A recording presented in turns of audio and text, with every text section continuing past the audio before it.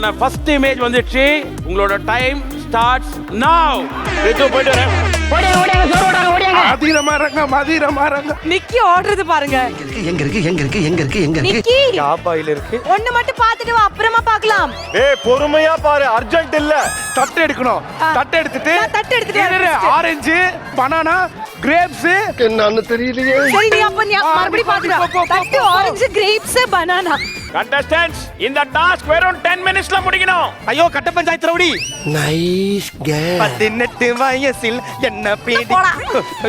ஓடி வா. ஏய் டல்லா. சல என்னவா? செருப்பால அடி போடா. அண்ணே வாங்கடா. இது அட பாவியா வாஞ்சல தள்ளி விடுறேன். நான் பண்ணடா.